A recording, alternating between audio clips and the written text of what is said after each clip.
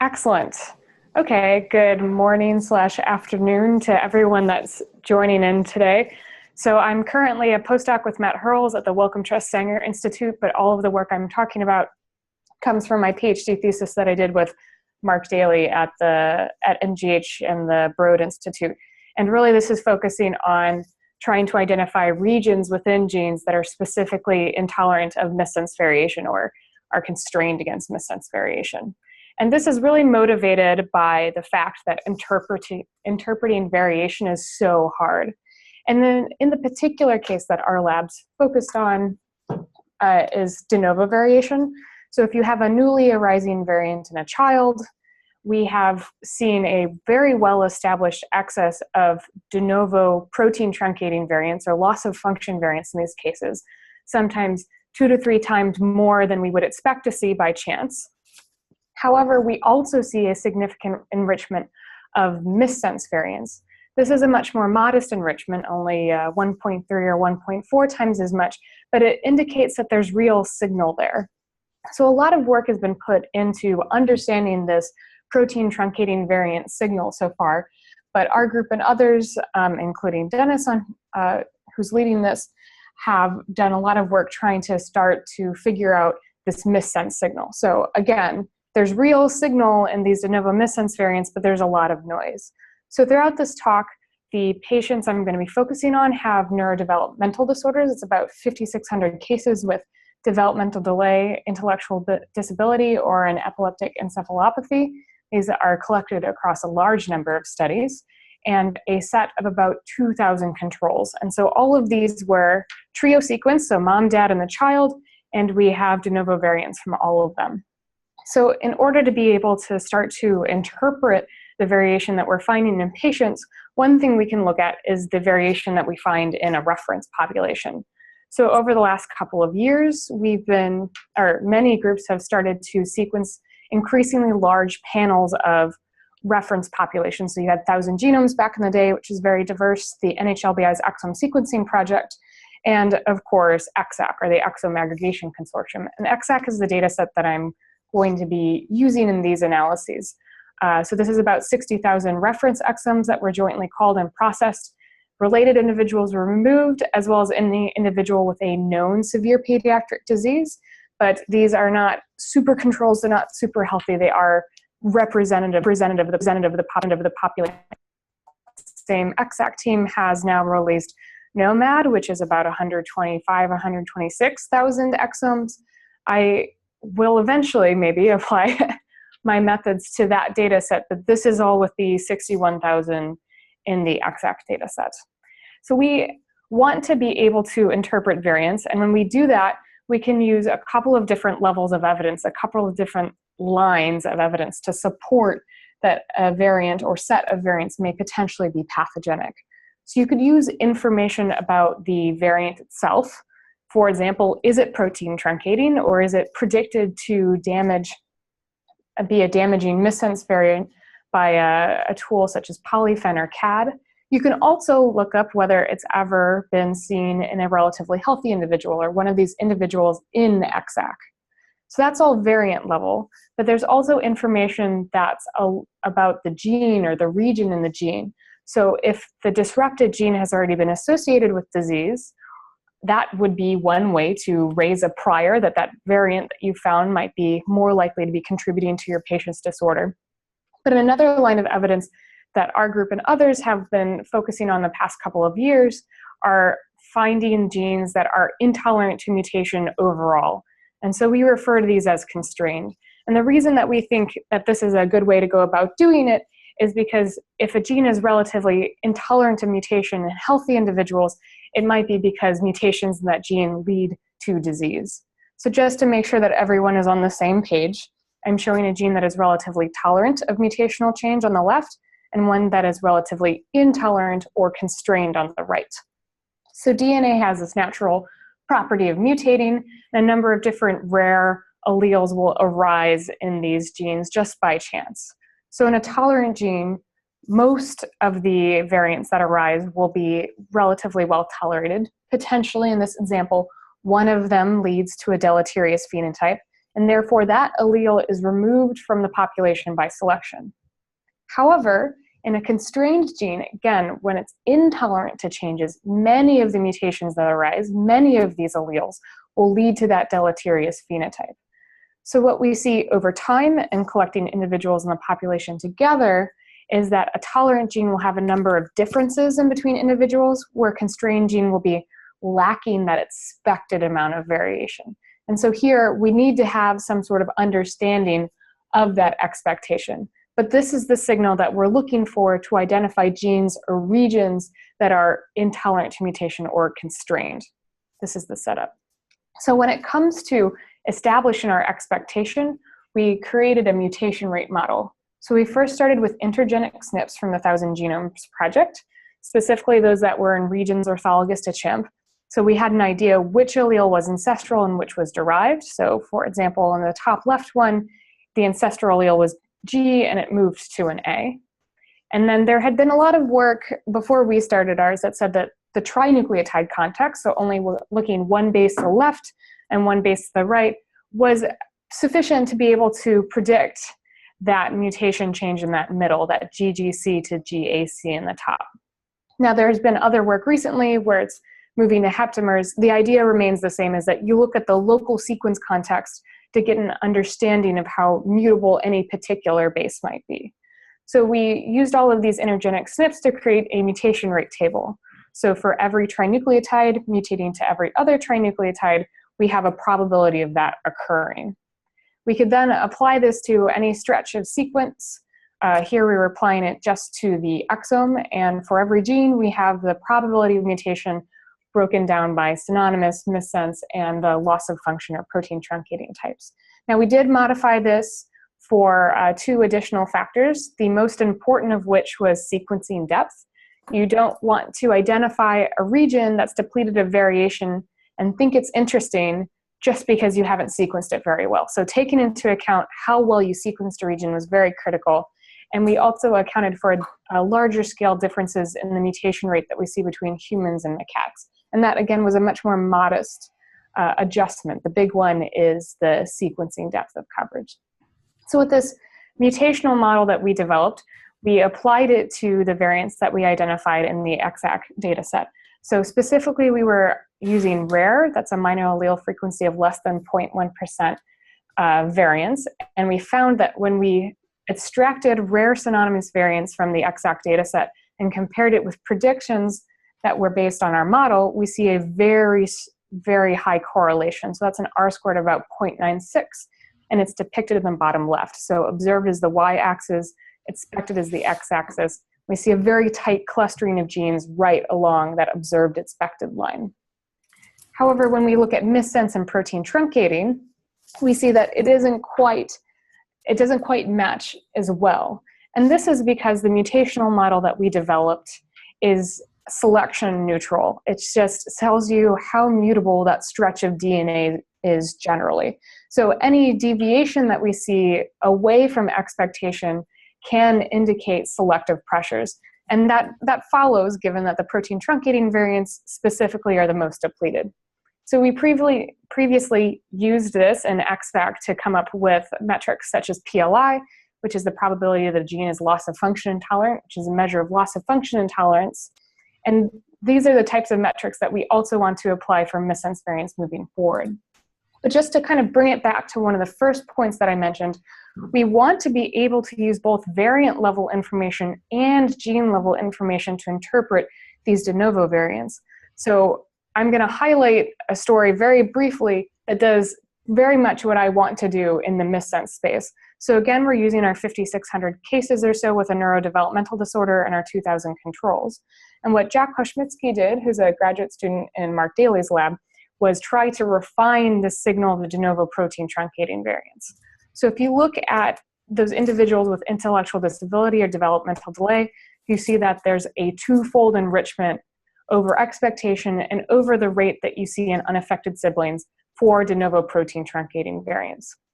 But what Jack was able to do was to use this PLI metric, which is a measure of how intolerant a gene is to protein truncating variation, and as well as the EXAC data set, and really say that all of this signal, or the vast majority of this signal, if you want to be conservative, of enrichment of de novo protein truncating variants comes from those de novo protein truncating variants that aren't seen in XAC and are in a gene that has a high PLI value or extremely intolerant of loss of function variation. Those middle set of bars there, those are de novo protein truncating variants just like the rest of them, but they are either seen in someone in a reference population or they affect a gene that doesn't appear to be extremely intolerant of loss of function signal. And that's not where the enrichment lies. So just like this study that Jack did, we would really like to be able to combine variant level information about missense variants with gene or region level information to refine the enrichment signal that we're seeing in cases. So for loss of function variants, they're arguably a little more straightforward to study than missense variants. And that's partially because we consider loss of function tolerance or intolerance, as the case may be, to be the property of a gene. When it comes to missense variants, we know that they can have dramatically different effects depending on what the missense change is and where it occurs in the protein. So what we kind of hypothesized, which I don't think is too crazy, is that for some genes, it's really only going to be a section or a region of them that's truly missense constrained. So maybe some important domain. But we were unable to search for these signals until we had the XAC data set. So to walk you through the logic, I am showing you an example gene, a transcript here with 4 exons. So what we try to do here is look for regions within the gene that have different levels of missense constraint. So in this example gene, what we'd first do is we'd separate exon A away from B, C, and D and test whether it's better modeled that way than by the full gene. And so we're assuming here that the variant counts we find follow a Poisson distribution, but always we would see a better model by breaking things into parts and modeling them separately than we would by putting everything together. So we require that breaking it up is actually a significantly better model. So here we're using a chi-squared value of greater than or equal to 10.8, which is about a p-value of 10 to the minus 3. And so when we check all of these breaks, we ask, is the largest chi-square value we see for this larger than 10.8? And if it is, we accept that split in the gene, that split in the transcript, and try to look for further splits. So in this example here, maybe putting exons A and B together, modeling them separately from C and D was a much better model than looking at everything at once. And so if we find this first break here, we try to refine it more. We continue to look for breaks until we find something that fails this chi-square value. So for example, here, if we can't find another significant break, our result is just splitting A and B away from C and D. However, we also wanted to account for the fact that there might be some middle stretch of exons that are depleted, but it wouldn't be quite enough to test one break at a time. So we tested also 2 breaks at a time. Here we moved our chi-square value up to 13.8. And so again, if we found evidence for 2 breaks with this chi-square value of greater than 13.8, we chose that as the result, but otherwise we left it as blank. And we could have tried searching for 3 breaks at a time or 4 breaks at a time, but that really spirals out of control.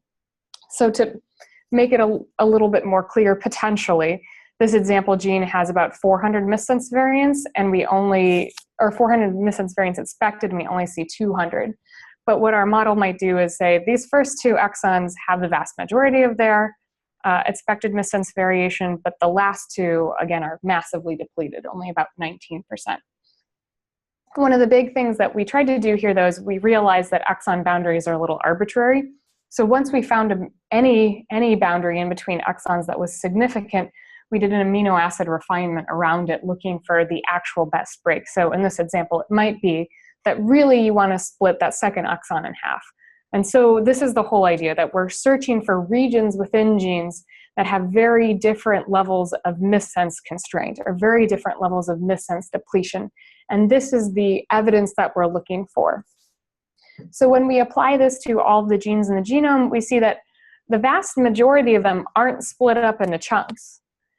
Only about 15% of them are, and even of those, most of them are only split in half. Now, some of this is a power issue.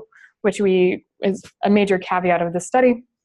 But some of it is also just that, there are only so many exons in a gene that you can split up. So when we take all of these full genes and all of the little bits of genes and we line up their observed over expected values, this is what we see. Now pay attention that x-axis is a log 2 of the observed over expected missense variation. So 0 here means that observed and expected are matching. So what we might expect to see is that there is some natural variation around 0. This is a made-up dashed line, but you get the idea that we do expect by chance to find regions that are depleted of missense variation. However, we're seeing far more than you might expect to see. And to put some numbers on there to move it out of log 2 space, these are some of the depletion points. And the observed over expected values I'm showing you here are for 20%, 40%, and 60%. And the reason I've chosen those is because these are the semi-arbitrary blocks that we use moving forward. So it's only really a small amount of the exome of all of the coding region that is this missense depleted. So this is depicted here. The darker the pink red, the more depleted it is. So see, the vast majority of that is that light pink color. Almost all of the coding region has greater than 60% of its expected missense variation. Now when we start to look at these de novo missense variants again, from controls, we see that they match the overall distribution of base pairs. So these de novo missense variants in the controls are following what you would expect to see just by the mutational target or just by the coding target in each of these different bins of missense constraint. However, if you look at missense variants that are in ClinVar and are established to be pathogenic in these severe haploinsufficient disease genes, we see that they are massively enriched in the most missense depleted regions of the exome. So for example, these pathogenic missense variants from ClinVar, about 90% of them fall into the 14% of the coding region that's most depleted. So this is a very, very strong enrichment. But the question comes, what happens when we look at the de novo missense variants from these patients with neurodevelopmental disorders? Again, some of them are contributing to disease, but not all of them. And we see what looks like a mixture between the pattern that we'd see in the controls and the pattern that we see for the established pathogenic variants. So there is a significant enrichment of de novo missense variants in cases in these extremely missense depleted regions. But we also it's not quite as strong as one would see for these definite pathogenic variants. Again, not a surprise, because these de novo missense variants in the cases, some of them are contributing to disease, but not all of them. So I do want to take a moment for an important caveat. So if you ever want to compare the rates of variants, which I'm about to do in a moment, we needed to account for the fact that the cases and controls were sequenced at different locations and different times, sometimes with different protocols. The most important of which seemed to be the fact that the vast majority of the cases were sequenced more recently than the controls. And this comes out specifically in that we see a higher rate of de novo synonymous variants in the cases than in the controls. And the synonymous variants, since we assume that they're relatively benign, shouldn't have that different of a rate, but here it's significantly different. So in order to control for the fact that we have differences in variant ascertainment, whenever I'm showing you rates of mutations, I'm multiplying that control rate by about 1.14. And that's to account for the differences that we see in mutation discovery between cases and controls. And this is potentially overly conservative. It is going to reduce any signal that we have. But this is just to make sure that we're not overinflating our results because of these differences in the sequencing times and centers. So speaking of rates, kind of to nail this home even more, what we wanted to do is look at the rate of de novo missense variants in the cases versus the rate we see in controls broken down by different missense constraint bins. So you'll notice here I've added the bin for 60 to 80% of expected missense variation. That's mostly just to reinforce that there's nothing really going on in that bin. But here I'm only showing you the point for those genes and regions within genes that have greater than 80% of their expected missense variation. What we see here is we see the exact same rate of de novo missense variance in cases as we see in controls. And so what that indicates is that these stretches of DNA aren't particularly insensitive, aren't particularly intolerant of missense mutations. If they were intolerant, we should see a much higher rate in the cases than we do in controls. And that happens when we move to these increasingly missense depleted bins of the exome. So for example, all of those genes and regions within genes that have less than 40% of their expected missense variation, those have a 4 to 5 times higher rate in cases than in controls. So that means that this is really where the de novo missense variants are piling up.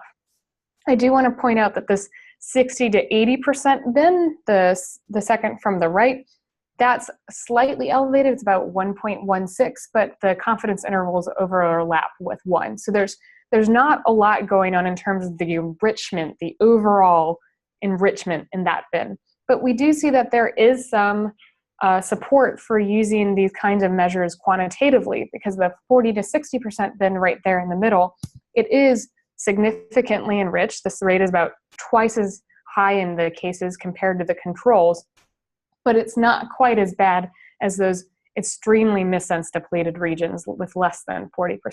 So there is some value in the quantitative metric here. So just to kind of summarize that whole section, we were able to split up genes, or transcripts specifically, genes into regions with varying missense constraint. And it really appears to be that those genes and regions that have less than 60% of their expected missense variation, that's where the enrichment for pathogenic missense variance lies, and that's where the enrichment of de novo missense variant lies. But we want to be able to use that missense constraint as kind of our gene level, our region level.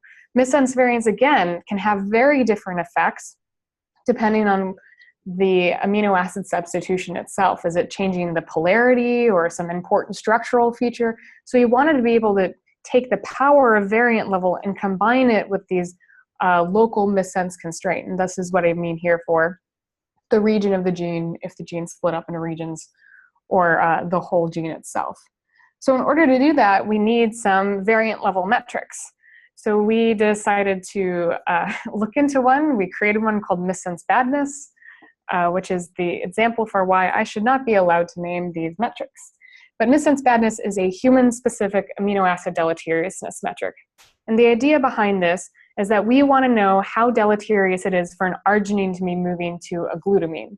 So what we did is we found every possible occurrence of an arginine mutating to a glutamine in the human exome, which happens to be about 195,000 times. And then we split it into whether we observed this in a missense constrained region of the exome, again, that 15% of the coding region, or an unconstrained region of the exome. And we see very different rates in terms of observed over possible. So in the unconstrained regions of the exome, we only see 64% of the possible arginine to glutamine changes, but this drops to 36% when we're in these constrained regions. And it's this fold difference that's important, and it's this fold difference that I'm plotting here on the x-axis. So synonymous variants are in gray, nonsense variants are in red, and missense are in orange, and thankfully, for the most part, their fold differences lie in between the synonymous and the nonsense. And so we use this fold difference to create missense badness. Specifically, we use the median of the synonymous variants, that fold change median, as a floor. We set that to 0. And we use the median fold change difference of the nonsense variants as a ceiling, set that to 1. And all missense variants were given a score in between 0 and 1 to measure this. Now, if this sounds like Blossom and Grantham, you're right. These are 100% well-established amino acid deleteriousness metrics, and we find that missense badness correlates very well with them. There are only a few cases where they don't match completely, and we don't really need to go into that too much. But the idea is we're not reinventing the wheel here. We've just created a human-specific amino acid deleteriousness metric. But the real question then, now that we have this metric, is which metric or combination really does best at determining pathogenic versus benign variants. So the benign variants we're using are missense variants from exec that have a minor allele frequency greater than 1.1%. It's about 88,000 of them. And the pathogenic variants, again, are these pathogenic variants in ClinVar in these severe haploinsufficient disease genes. So there aren't as many of these. We know that. What we found is the best differentiator between pathogenic and benign is actually the observed over expected value. It's the regional missense constraint. It's the missense depletion. After that, it was polyphen and then missense badness. We did check blossom and grantham as well, but they didn't do any better than missense badness. So the best thing that fell out of this was actually a combination of the regional depletion, the regional missense constraint, with a variance polyphen 2 score and its missense badness score. So this combination we call MPC for missense badness, polyphen 2, and constraint. And we transformed it into a scale from 0 to 5, where 5 is extremely severe and 0 is more benign. And I'm just showing you the MPC values for those benign variants in XX. So you can see almost like the vast majority of them are below, have an MPC less than 1. So again, does this metric that we've come up with that takes into account this regional missense constraint as well as some variant level metrics actually help us identify the subset of de novo missense variants in these cases with neurodevelopmental disorders that appear to be contributing? So what I'm showing you here is the MPC score distribution for the de novo missense variants that we identified in controls. So just like the overall distribution, the vast majority of this is below 1, definitely all below 2. There are a couple of outliers.